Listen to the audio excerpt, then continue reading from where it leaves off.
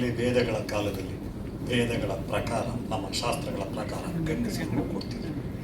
ಗಂಡಸನ್ನ ಯಾವ ರೀತಿ ಕೊಡ್ತಿದ್ರು ಅಂದರೆ ದೇವಸ್ಥಾನದ ಕಂಬಗಳಿಗೆ ಅವ್ರ ತಲೆ ಹೊಡಿಸ್ತಾರೆ ಈ ದೇವತೆ ಹೆಸರಲ್ಲಿ ಉನ್ಮಾದದಿಂದ ಮಂತ್ರ ಹೇಳ್ತಿದ್ರು. ಆಮೇಲೆ ನಂತರ ಅದನ್ನು ಇಟ್ ಇಸ್ ಲೈಕ್ ಎಕ್ಸ್ಪೆರಿಮೆಂಟ್. ಈ ಶಾಸ್ತ್ರಗಳಿದೆಯಲ್ಲ, ಆ ಶಾಸ್ತ್ರಗಳು ಅವ್ರದ್ದೇ ನೆಲೆನಲ್ಲಿ ಅವ್ರು ಅಂದ್ಕೊಳ್ಳೋದು, ನಾವು ಕೂಡ ಸೈಂಟಿಫಿಕ್ ಅಂತ. ಸೊ ಹಾಗಾಗಿ ಮಕ್ಕಳು ಯಾವುದಕ್ಕೆ ಮತ್ತು ಮಹಿಳೆ ಯಾವುದಕ್ಕೆ ಅನ್ನೋದನ್ನು ಕಂಡುಹಿಡಿಯೋದು ಶುರು ಮಾಡಿದ್ರು. ಸಾಮಾನ್ಯವಾಗಿ ಇದರಲ್ಲಿ ಕೊಡೋದು, ಸ್ಮಶಾನಗಳಲ್ಲಿ ಕೊಡೋದು ಮಕ್ಕಳನ್ನು. ಬೆಂಗಳೂರಿನಲ್ಲೇ ಪ್ರತಿ ಅಮಾವಾಸ್ಯೆಗೆ ನಿಮ್ಗೆ ಉತ್ಪ್ರೇಕ್ಷೆ ನಾನು ಮಾಡ್ತಿಲ್ಲ, ಕಣ್ಣು ತೆರೀರಿ ಗೊತ್ತಾಗುತ್ತೆ. 15 ಮಕ್ಕಳು ಮಿನಿಮಮ್ ಕೊಡ್ತಾರೆ. 15 ಮಕ್ಕಳು. ನಾನು ಜವಾಬ್ದಾರಿ ಮನುಷ್ಯ, ಯಾರನ್ನೋ ಇದು ಮಾಡೋಕ್ಕೆ ಏನೋ ಶಾಕ್ ಮಾಡೋಕ್ಕೆ ಹೇಳ್ತಾ ಇಲ್ಲ. 15 ಮಕ್ಕಳನ್ನ ಕೊಡ್ತಿರೋ ಜನ ಹೇಳ್ತಾರೆ, ಯಾರ್ಯಾರು ನಮ್ಮ ಕೈಲಿ ಮಾಡಿಸ್ತಾರೆ ಅಂತ ಹೇಳ್ತಾರೆ. ನಾನು ಅವ್ರನ್ನ ಒಂದು ಸಾರಿ ಬಂದಮೇಲೆ ನಮ್ಮ ಬಚ್ಚನ್ ಅವ್ರನ್ನ ಒಂದು ಸರಿ ಮಾತಾಡಿ ಅವ್ನು ಹೇಳ್ದ, ನಾವು ಯಾವತ್ತೂ ನರ್ಕಕ್ಕೆ ಹೋಗೋದು, ನಾವೆಲ್ಲೂ ಇದಾಗಲ್ಲ, ಇದನ್ನು ಮಾತಾಡೋಕ್ಕೂ ಇಷ್ಟ ಆಗಲ್ಲ ಅಂತ. ಇನ್ಮೇಲೆ ಇವ್ರನ್ನ ಕರ್ಸೋದು ಬೇಡಿ ಅಂತ ಹೇಳಿದ್ರು. ನಾವು ಡಿಸ್ಟರ್ಬ್ ಆಗ್ಬಿಡ್ತೀವಿ, ಕರ್ಸೋದು ಬೇಡಿ. ಯಾಕೆ ಆದರೆ ಮಹಿಳೆಯನ್ನು ಸಾಮಾನ್ಯವಾಗಿ ಕೊಡೋದು ಗೋಪ್ಯವಾದ ಸ್ಥಳಗಳಲ್ಲಿ. ಮಕ್ಕಳು ಶವ ನಮಗೆ ಸಿಗಲ್ಲ, ಅಲ್ಲೇ ಸುಟ್ಟಾಕ್ಬಿಡ್ತಾರೆ ಅಥವಾ ಊತ್ ಬಿಡ್ತಾರೆ ಸ್ಮಶಾನದಲ್ಲಿ. ಮಹಿಳೆಯರ ಶವ ಅದು ಹೂಳೋದಕ್ಕೆ ಅಥವಾ ಇದು ಮಾಡೋದಕ್ಕೆ ದೊಡ್ಡದಲ್ಲ, ರಸ್ತೆನಲ್ಲಿ ಎಸಿತಾರೆ. ಅದು ಬೇರೆ.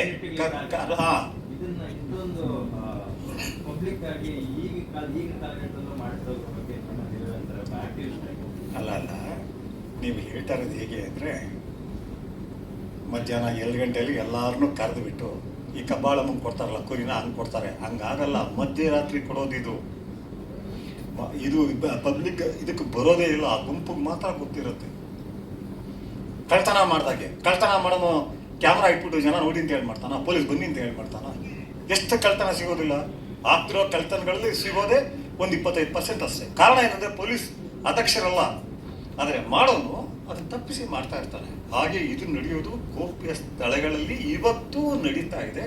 ನಾನು ಹೇಳಿದ್ರೆ ಪೇಪರ್ ಇವತ್ತು ನಿಮ್ಮ ಮನೆಗೆ ಹೋದ, ಇವತ್ತು ಆನ್ಲೈನ್ ತೆಗೆದು ನೋಡಿ ಎಷ್ಟು ರಿಚುವಲ್ ಮರ್ಡರ್ ಆಗ್ತಿದೆ ಇಂಡಿಯಾದಲ್ಲಿ ಅಂತ ಹೇಳಿ. ರಿಪೋರ್ಟ್ ಆಗೋ ಮರ್ಡರ್ಗಳೇ 100 ಇದೆ ರಿಪೋರ್ಟ್ ಆಗೋದು ಸ್ಟೇಷನ್ಗೆ. ಆದರೆ 10ಕ್ಕೆ ಅಥವಾ 20ಕ್ಕೆ ಒಂದು ಮಾತ್ರ ರಿಪೋರ್ಟ್ ಆಗೋದು ಗೊತ್ತಾಗತ್ತಷ್ಟೇ. ಸೊ ಇವತ್ತು ಹೇಗೆ ನಡೀತಿದೆ ಅನ್ನೋ ಅಂದರೆ just go through it, you will know. ನೀವು ಬದುಕಿರೋ ಸಮಾಜದಲ್ಲಿ ನಿಮ್ಮ ಕಣ್ಣು ಕಾಣದಾಗೆ ನಿಮ್ಮ ಬೆನ್ನ ಹಿಂದ್ಗಡೆ ಏನು ನಡೀತಿದೆ ಗೊತ್ತಾಗುತ್ತೆ ನಿಮಗೆ.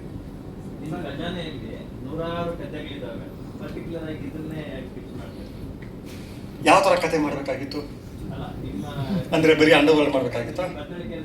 ಅಲ್ಲ, ಬರೀ ಈಗ ರೌಡಿಗಳ ಬಗ್ಗೆ, ಪೊಲೀಸ್ ಬಗ್ಗೆ, ರಾಜಕಾರಣಿಗಳ ಬಗ್ಗೆ ಇದನ್ನ ಮಾಡೋದಕ್ಕೆ ಬಂದೇ ಒಂದು ಕಾರಣ. ಆ ಸಾವಿಗೆ ಬಲಿ ಆಗ್ತಾರಲ್ಲ, ಅವಾಗೆ ತಲೆ ಮೇಲೆ ಬಟ್ಟೆ ಇಲ್ಲ. ಥ್ರೂಔಟ್ ವರ್ಲ್ಡ್, ನಾನು ಬರೀ ಇಂಡಿಯಾ ಹೇಳ್ತಿಲ್ಲ, ಇದನ್ನ ಇಂಗ್ಲೆಂಡಲ್ಲಿ ನಡೆಯುತ್ತೆ, ಫ್ರಾನ್ಸ್ನಲ್ಲಿ ನಡೆಯುತ್ತೆ, ಜರ್ಮನಿಲಿ ನಡೆಯುತ್ತೆ. ನೀವು ರೆಫರ್ ಮಾಡಿ ಆನ್ಲೈನ್ ಗೊತ್ತಾಗುತ್ತೆ ಇವತ್ತು ಎಷ್ಟೆಷ್ಟು ನಡೀತಾ ಇದೆ. ಎಲ್ಲ ನಮಸ್ಕಂತ ಒಬ್ಬ ದೊಡ್ಡ ಶ್ರೀಮಂತ ಸುಮಾರು 300-400 ಹೆಣ್ಮಕ್ಳನ್ನ ಕೊಡ್ತಾನೆ 10 ವರ್ಷದಲ್ಲಿ. ಎಲ್ಲ ನಮಸ್ಕಂತ ಹೆಸರು ನೀವು ಎಷ್ಟು ಜನ ಕೇಳಿದ್ರು ಗೊತ್ತಿಲ್ಲ, ತುಂಬ ದೊಡ್ಡ ಹೆಸರು ಅವನು. ಜಗತ್ತಿನ ಎಲ್ಲ ಶ್ರೀಮಂತರು ಅವನು ಇದಕ್ಕೆ ಹೋಗ್ತಾರೆ ರ್ಯಾಂಚ್ಗೆ. ಅಲ್ಲಿ ಮೆಕ್ಸಿಕನ್ ಹುಡುಗಿಯನ್ನ ಬಲಿ ಕೊಡ್ತಾನೆ. ಅವ್ರು ಹೇಳ್ತಾರೆ, ಅವರು ಏರ್ಪೋರ್ಟ್ನಲ್ಲಿ 3 ಜನ ಹುಡುಗಿರು ಗೊತ್ತು, ಅವ್ರು ಹಿಂಗೆ ಹಿಂದಕ್ಕೆ ಹೋಗೋದು ಗೊತ್ತಿಲ್ಲ ನಮಗೆ, ಹಿಂದಕ್ಕೆ ಹೋಗಿಲ್ಲ ಅವರು.